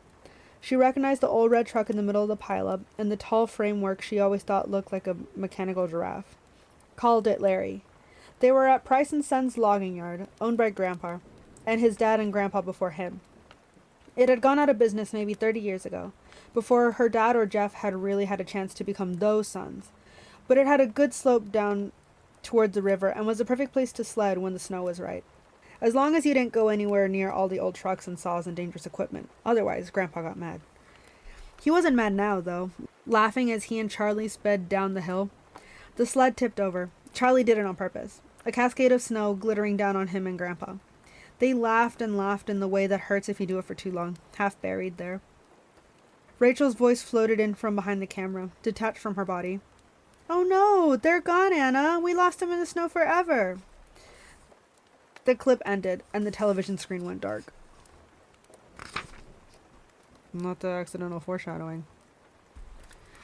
Wow, Sherry was the first to speak. You forget just how young she was when it happened. So young, Jeff agreed. I mean, there's only 9 years now, Belle, between you and your mom there. It felt much greater than that. There was quite an age difference between you all, wasn't there? Ramsay said. 9 years, Charlie, between you and Rachel? Yes, Charlie said, speaking around the lump in his throat so no one else would hear it but Belle. He fiddled with his left hand. How was that for you, to see those happy family memories? It's hard, Charlie sniffed. When I see Rachel smiling like that, it makes me want to smile too. With her, it's like instinct. She was infectious like that. I know it's a thing people say, and maybe she didn't light up every room, but she lit up every room for me. He paused. Belle glanced back and saw that his eyes had gone glassy, the silent thread of silent tears. But I know I'll never see her again, and it takes my body a few seconds to catch up. It's hard, he summed up again. Sometimes it's easier not to see your face. I can't help but notice you're still wearing your wedding ring, Ramsay said. Belle couldn't help but notice either now because of her dad fiddling with it, spinning it around the pudge of his finger, backward and forward. Charlie looked down at it, like he was seeing it for the first time. Yes, I still wear my wedding ring. A small pained smile. If I'm being honest, I'm not sure I could take it off anymore, even if I wanted to. He attempted, pulling at the metal band. Nope, stuck on there pretty good. Guess my fingers are a little fatter than they used to be. It's engraved on the inside. The date of our wedding. July 23rd, 2005. Best day of my life. An empty laugh to push away the tears. I like wearing the ring. It's a little reminder of Rachel, or the life we had together. However short it was. Me and she's still in here for some small way. That's really sweet, Charlie, Sherry commented, leaning across to pat him on the knee. You're going to make me cry over here. Ramsay looked almost annoyed at the intrusion. The moment gone. Dad's face straightened out. Now Carter, Ramsay said, and she almost jumped, so surprised at the sound of her own name. You never knew your Aunt Rachel. You were born 4 months after she went missing. What has that been like, growing up with Rachel having such a presence in your life, when you never actually met her? Carter cleared her throat, shifting her legs. I mean, I think it's that word you said. Presence. She might have disappeared, but she's always a part of my family. One of the Prices, even though we have no overlap. It's like with older relatives you never met, like Grandma Price. She gestured to Grandpa, who stared ahead at nothing. You feel like you knew them, because of the memories and the stories people share. And without Rachel, I wouldn't have Belle, so... Carter trailed off, smiling at Belle instead, and somehow that said enough, more than enough. But it wouldn't last forever. People didn't. And Carter would be gone in 2 and a bit years. I don't like the way she continues to insist that no one's going to be around forever. Great answer, honey, Sherry said, dabbing her eyes. Good answer, good answer. Not the Family Feud answer. Okay. Carter shifted her legs back. Yes, it was, Ramses agreed. And in some small way, you did overlap with Rachel in that clip, because Sherry, you would have been pregnant with Carter that Christmas, wouldn't you? Sherry's eyes calculated, flicking back and forth. Yes, she said, you're right. It would have been early on. I wasn't showing yet. Thank goodness, otherwise we would have had to cart you around on that sled. Charlie leaned forward to tease her, his breath in Belle's hair. She just ballooned up like a whale at what, 6, 7 months? And then Charlie stopped to rub his nose. Well, then I was arrested in June, in custody, so I never got to see you at your biggest. Didn't actually ever get to meet Carter until she was 6 months old. It's a great feeling when your brother-in-law refers to you as a whale, Cherry laughed, stretching her powdered sugar skin. But he's right, I did just pop out of nowhere. I remember we hadn't really told anyone yet. Jeff and I struggled a long time to have a baby. She took Jeff's hands out of his lap. We'd been trying for almost 10 years, so we'd learned to keep things to ourselves, to not get too excited in those early stages. I was 38 when we had Carter, our miracle baby. But then, it was everything going on with Rachel's disappearance, and we didn't want to add to any of that stress and upheaval, so we kept it to ourselves until we couldn't keep it to ourselves anymore. Because of the whale belly, Charlie added. Well, she doesn't look like a whale anymore. Sherry bent forward to tickle the sides of Carter's long neck. Carter tried to pull away, and Sherry dropped a smile, but her dimple stayed, an afterlife preserved in makeup. She withdrew and looked up at Ramsay. Sorry, I know that's not what this documentary is about. Us, you can cut out the useless parts, right? No, Ramsay corrected her. This is what the documentary is about. All this life stuff, family stuff, and how Rachel's disappearance affected other aspects of everyday life people wouldn't think of. You keeping your pregnancy under wraps, Charlie not meeting his niece until she was 6 months old because of the trial. That's the story I'm interested in telling. The Rachel and everything. It's all good stuff. All good stuff, Carter, Sherry glowed, running her fingers through her daughter's copper hair. We must have known she was going to be tall and beautiful, huh? Named her after Carter Dome. It's a mountain close by. That's where me and Jeff, Charlie coughed, cutting her off, choking on nothing. What? Sherry turned to him. Belle did too. Charlie laughed awkwardly through his nose. I know Ramsay asked for honesty, but you don't have to say everything on camera. What are you talking about? Sherry rounded on him. It's where me and Jeff got engaged. Oh, Charlie said, lips puckered out, holding on to the shape. Then a louder "oh" before he cracked up. A loud wheezing laugh that came from the ribs. I thought you were gonna say it was where Carter was, conceived. What? No! Sherry screeched, hands raised in defense. Did you really think that was the reason we named her that? Dad! Belle did her duty, telling him off, splitting the word into 2 disapproving syllables. Jeff and Sherry were hooting now, too. Ugh, Uncle Charlie. Carter pulled a face, looking at Ramsey and the rest of the crew. I guess you can't choose your family, can you? She said with a sniff. This is perfect, guys. Ramsey grinned down at the monitor. Really great. The next clip is from January 2009. He pressed a button and the television static crackled back into life, taking them to a different living room, the one in Grandpa's house. The shot settled on a chair in the corner of the room. Belle was sitting on Grandpa's lap while he read to her from a green hardcover book. She was much bigger than they'd last seen her, but still tiny, the book almost as big as she was. The memory thief studied the back of her pretty red head. Grandpa was reading out in his deep storybook voice, the knife still clutched in his hand. Is he reading murder mystery books to a child? Okay.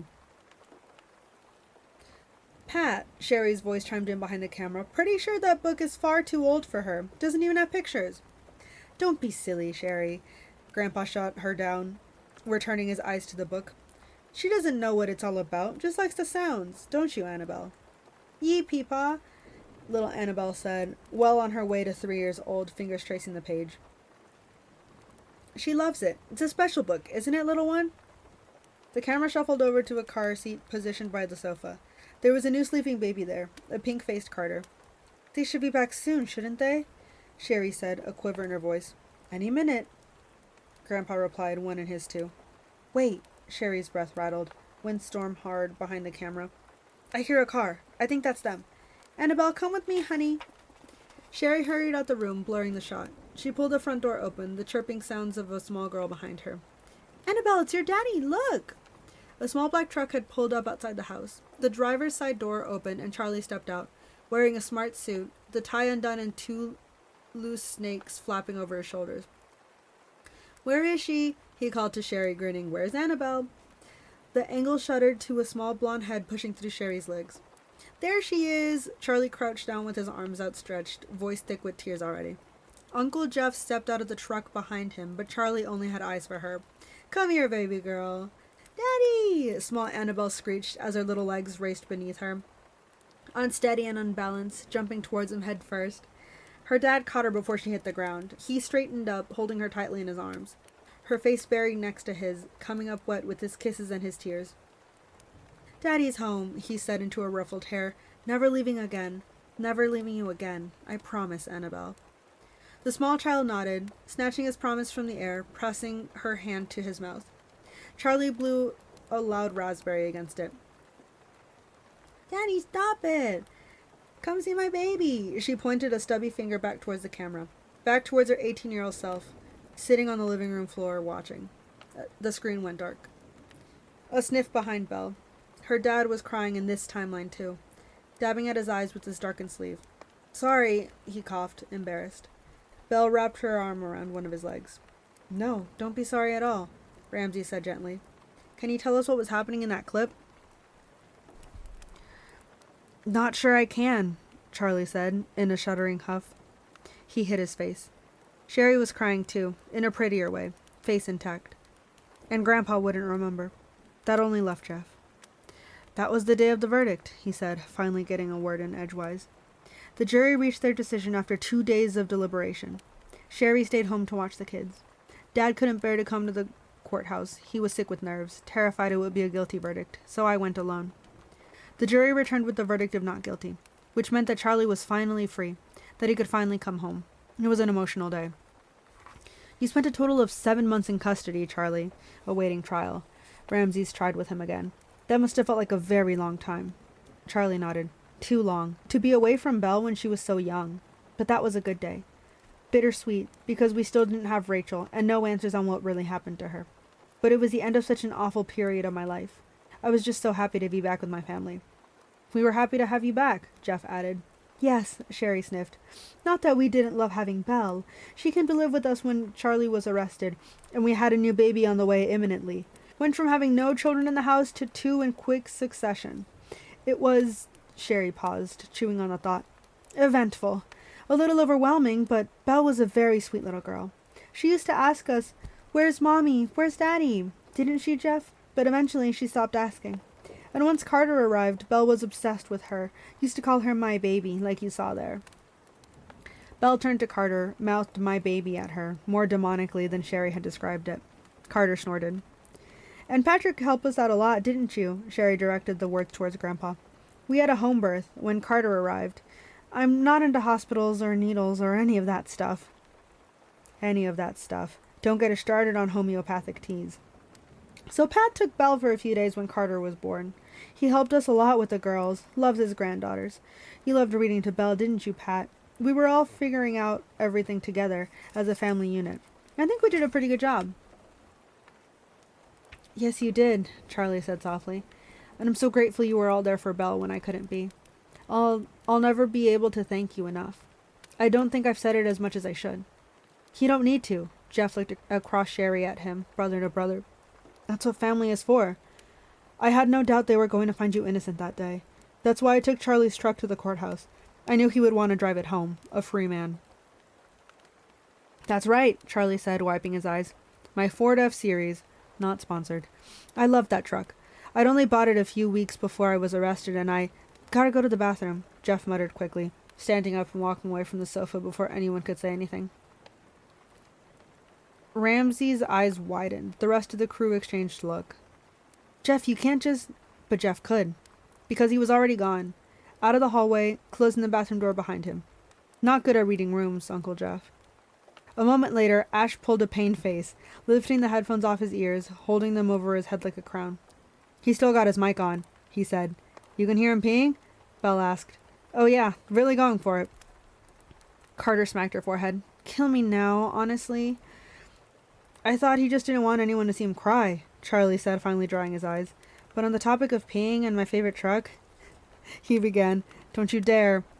Belle spun around to shoot him a look. Charlie giggled, ruffling her hair. Go on, it's cute, he said. No, it was not cute. The very opposite.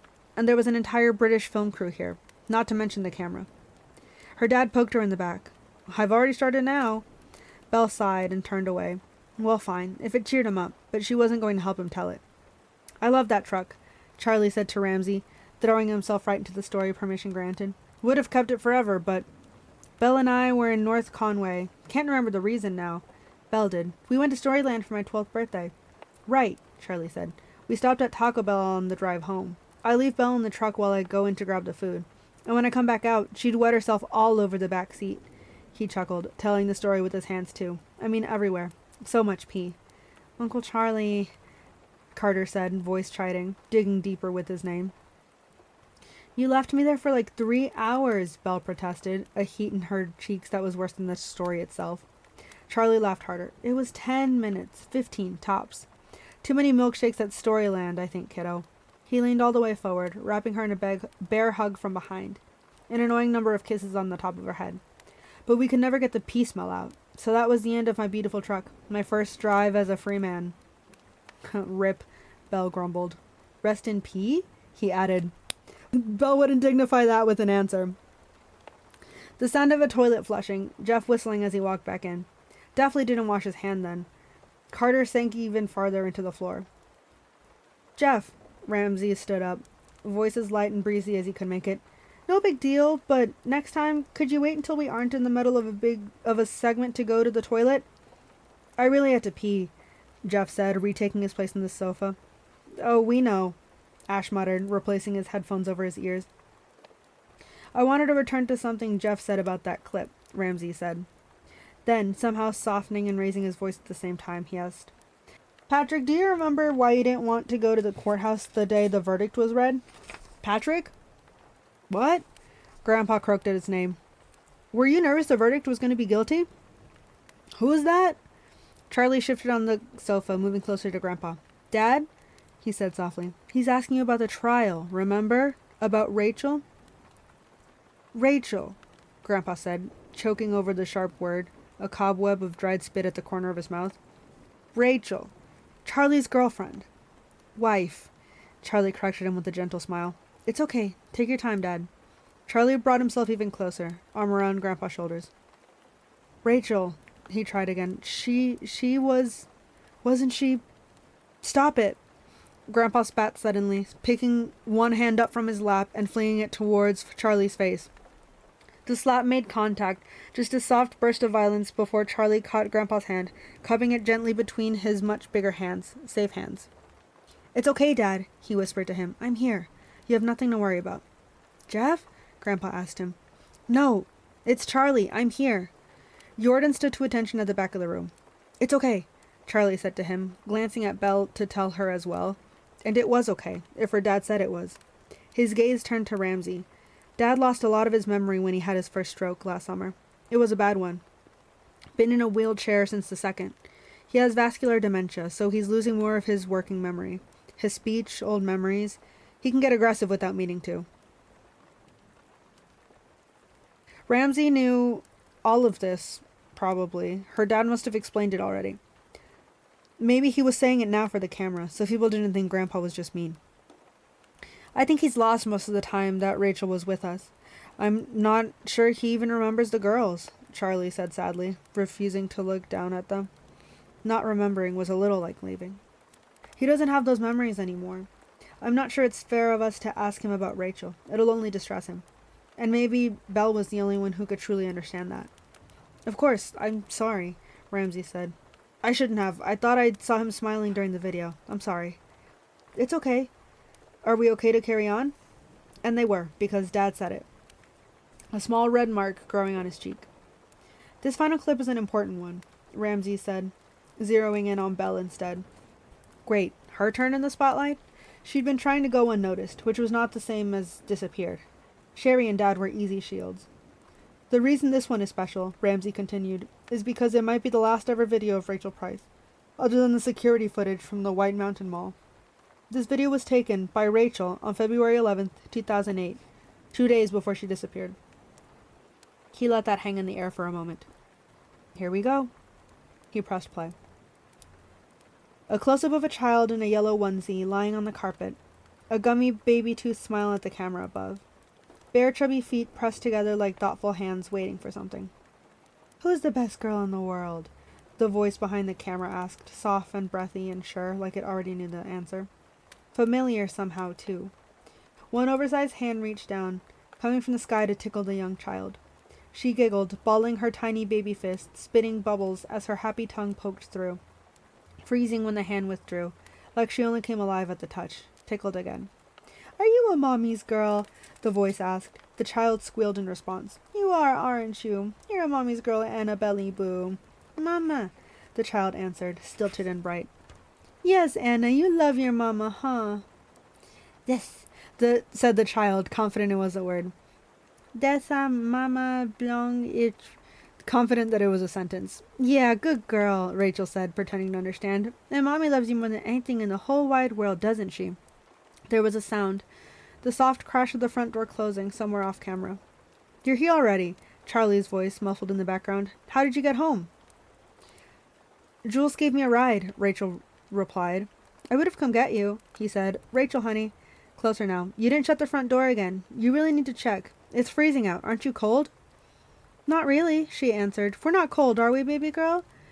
Young Annabelle hitched up her feet, blowing another happy bubble. The clip ended. Black screen. Belle swallowed, a wad of thick saliva sticking in her throat. The room was silent, everyone waiting for her to say something. Yeah, she said. Might as well have been nothing. I hadn't seen that before. Saying something without saying anything. Belle turned back to the camera, catching Ash's eye on the way over. He gave her a small double thumbs up, held tightly up to his strawberry-covered chest. Ugh, he could shove those thumbs up his... What are you thinking, Belle? Ramsey asked. How does it make you feel, seeing that clip, just 2 days before everything changed forever? How did it make her feel? Uncomfortable? Throat swollen? Sweaty palmed? It's nice, she lied. To see a normal moment like that? I don't remember any with her, but I seemed happy there. Yes, you did. An encouraging smile on Ramsey's face. As did Rachel, I think. Very happy. No hint of the impending disaster. I got emotional when I first saw it, I'll admit, he said. because it's just so clear how much your mom loved you. Did she? More than anything in the whole wide world? Well then, why did she leave Belle behind in the back seat of her car just 48 hours later? Disappeared forever. Explain that one. Another thing I couldn't help but notice, Ramsay continued. He couldn't help noticing a lot, huh? Should see a doctor about that.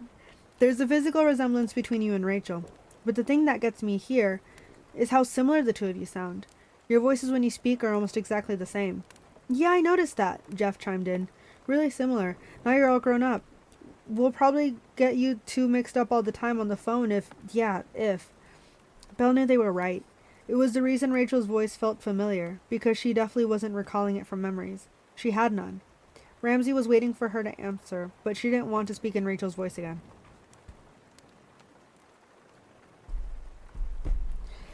Something else we saw in that clip, Ramsay turned his attention to her dad instead. Charlie, at your trial in December 2008, you gave evidence in the months and weeks leading up to Rachel's disappearance. You noticed a change in her behavior. That she was becoming forgetful. Seemed preoccupied, distracted. Those were the words you used.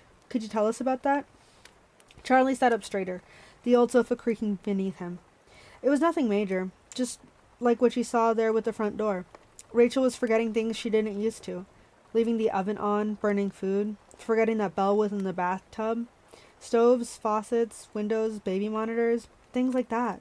I thought it was a case of what did they call it again? Yeah, baby brain. Maybe going back to work, even part-time. It was too soon or something. I'm sure that was all. Belle shifted, the floor suddenly too hard beneath her, because she wasn't so sure that's all it was. Leaving the front door open when she didn't mean to. Water still running after she'd gotten out of the shower, not sealing the trash can even if it was black bear season. And she knew she had to do that and thought she had. Her dad was never mad, but if anything, he was too nice about it. Had he noticed the similarities? He never mentioned it, which is good, because Belle didn't want to be anything like Rachel Price. If she lit up rooms, Belle would darken them. If she was forgetful, Belle had to try that much harder harder not to be. And Belle, Ramsay said, I know it's been 16 years and you think your mum is most likely dead, but if she did somehow come back after all this time, what would you want to say to her? Belle didn't even know how to begin to answer that, and that was fine. She didn't owe Ramsay everything in her head. She could keep some back for herself. I don't know. I didn't really know her. I know, Charlie said, stepping in to save her.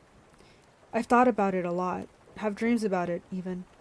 I would just want to hold her, wrap my arms around her, and tell her how much I loved her, how much I've missed her. Before any questions, those can come later. Sherry blew her nose, loudly. You okay, honey? Jeff asked her. She waved him off. It won't ever happen. I know that, Charlie said, voice splitting in two, catching the tears before they fell. But that's what I do. That's chapter 4. Money problem theories holds up still. Family business went under and Grandpa's sick. That's Bill's. Yeah, Gina. You are correct. I do think money problem theory holds up as of now.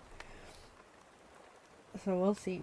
I am a little concerned with the fact that, they asked, Grandpa that question, and he was like, Rachel. And then was just like, no, don't do that. And then it was just kind of I'm scared he knows something. And that Charlie is like, no, it's fine. He's just an old man. Hee hee ha ha. Don't worry about it. I don't want it to be dad because I feel like that's such a basic archetype in these types of true crime stories. And I'm just concerned. Cause I don't know. Yeah, from when he said he thought she was gonna say that's where she could Grandpa Duff knows something. Charlie Duff stopped him from saying anything.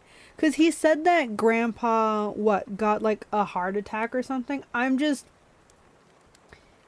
wondering if there's any insane way that Charlie that the grandpa knew something and so Charlie tried to kill him or something and gave him something to give him a stroke so that way if he did say something it could be oh, it's a medical thing, just silly old man type of thing.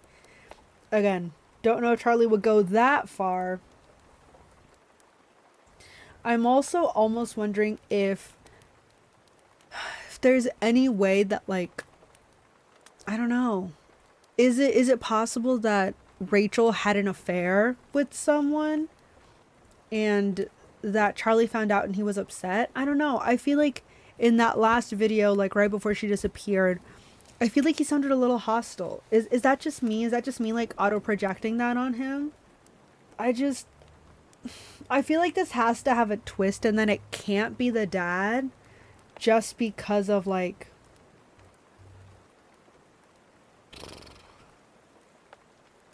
I don't know. I feel like that's too obvious, you know? You want to know what would be crazy is if Rachel's mom, so the grandma, right? The grandma with the horse farm, whatever, the horse stable, whatever.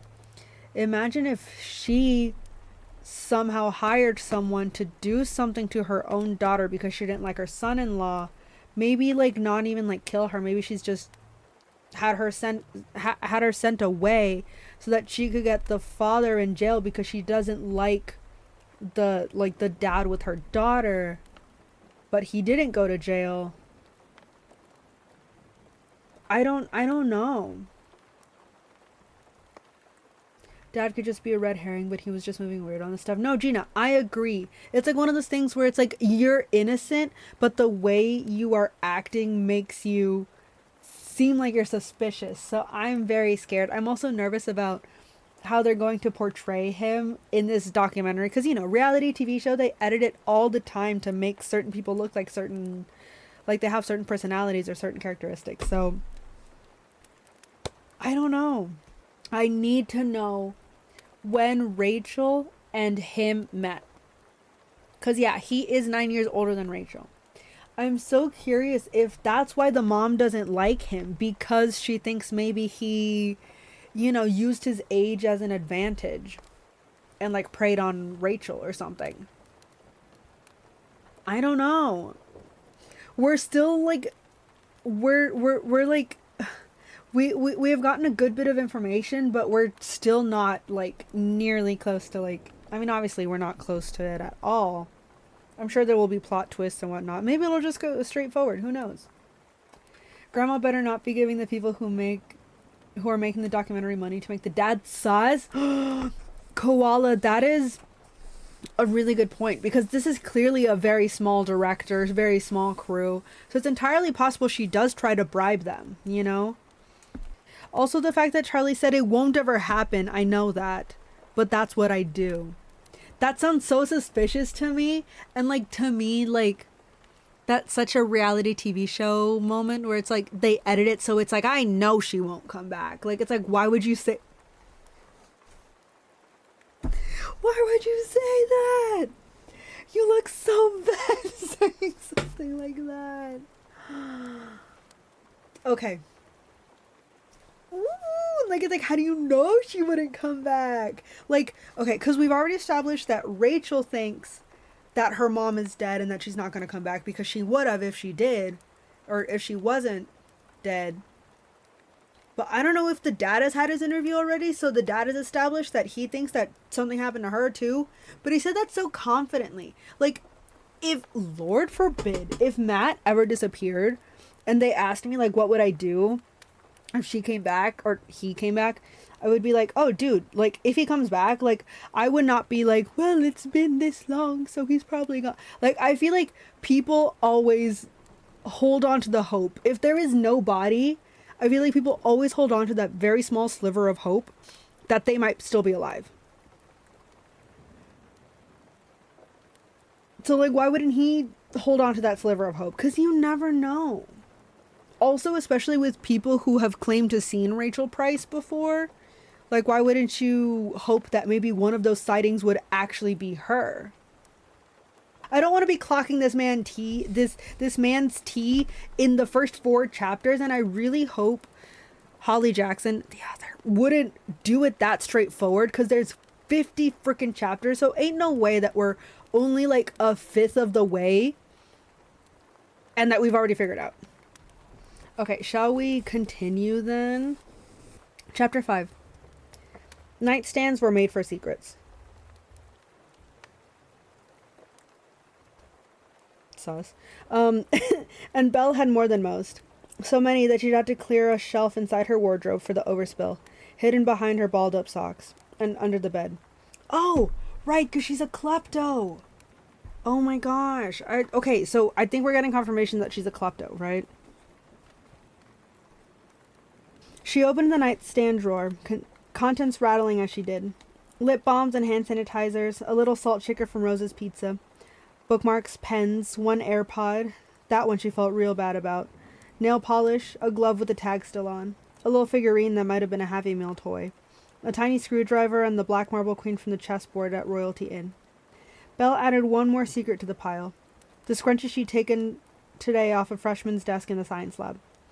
A tug of shame as Belle welcomed it home, skin alive with the feeling, itchy and warm. Looking down at her menagerie of stolen things, each one small enough to hide in one hand. Belle closed the drawer, hiding them away.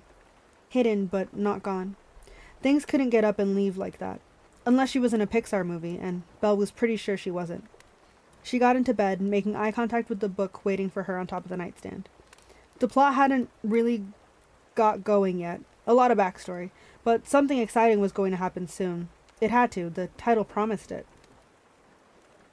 She checked her phone, not for any messages. There wouldn't be any. But to make sure she set her alarm for school tomorrow. Now that she'd stopped rustling, she could hear the faint murmur of voices downstairs. It wasn't the TV. Dad's program had finished at 10.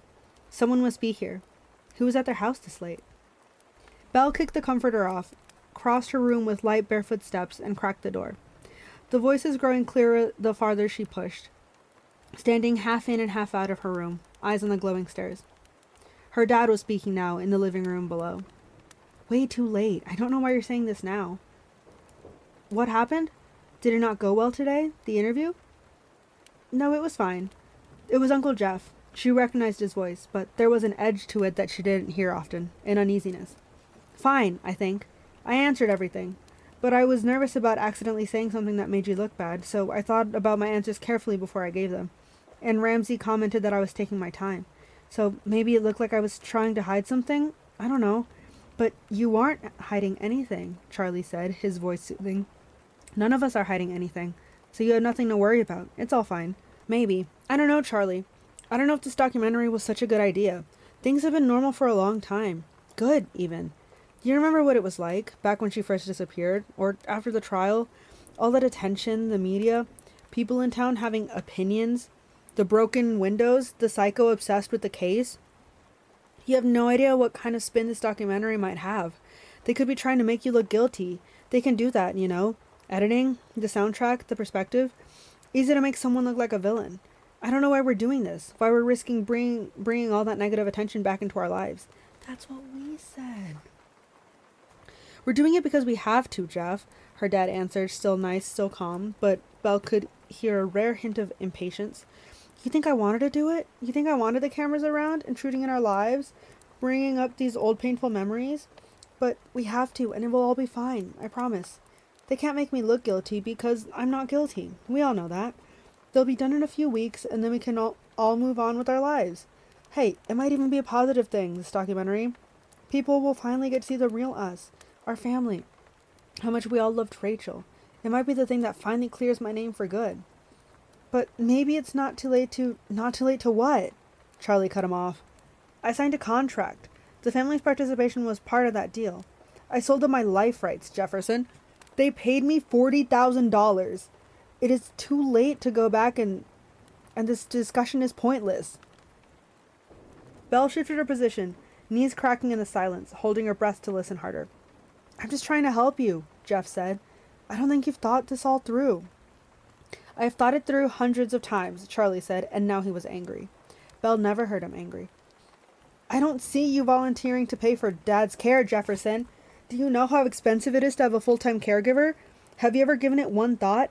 No, because it's my job yet again to take care of everything. We needed the money, Jeff. More money than you or I have. The documentary is paying to take care of Dad.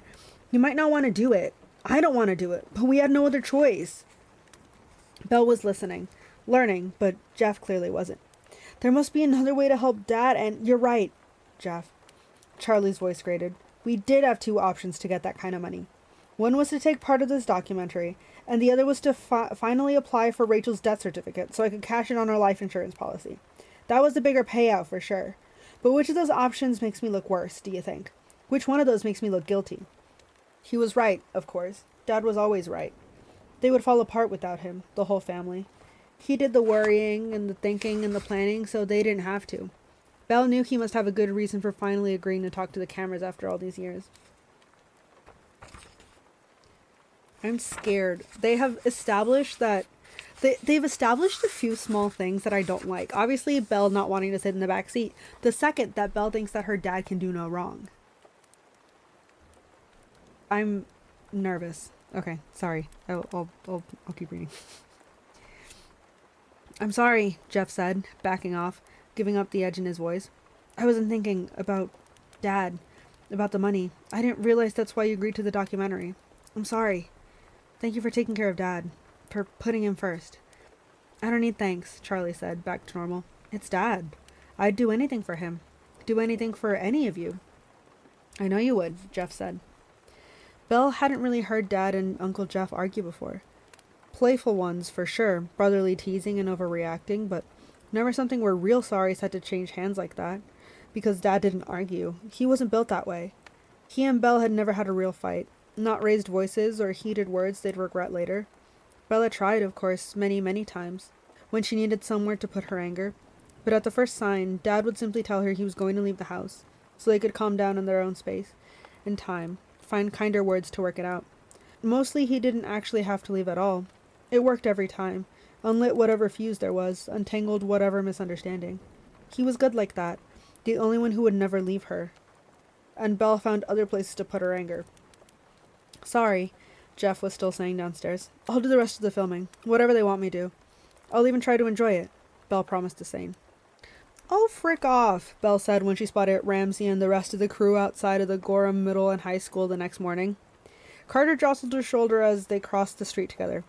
Did you know they were filming here today? She asked under her breath, hiding it with a smile. No. Belle tightened her grip on the straps of her backpack, knuckles bursting through the skin like armor. But it's nothing to do with us. If it's nothing to do with us, why is Ash waving at you? Ash was wearing black check pants, bottom half almost normal, but he'd pair those with a mustard-colored sweater vest over a shirt with a large ruffled collar, hair tied in a small bun on top of his head. Gosh, he was at an American high school. They were going to eat him alive. People were already pointing and staring, though it might have been the camera they were looking at. Belle and Carter were approached. They had no choice. The crew was blocking the entrance. The principal was there, too, talking eagerly to Ramsey, eyebrows and teeth dancing around his face. Most exciting thing to happen to him all year, probably. Hadn't looked this perky since the game against Pittsburgh High, where Joe Evans puked red Gatorade all over the basketball court. People screamed because it looked like blood. Go Huskies! Hello, Belle and Carter, Ramsey spotted them, using them as an excuse to maneuver away from Principal Wheeler. Ramsey might be able to read people, but she could read them too. Belle considered pretending she hadn't heard him. Hello, Carter said cheerfully, ruining the game. Carter! A voice called across from the semicircle of grass. Carter's friends were waiting for her back there, beckoning her over, backpacks knocking together as the girls huddling closer.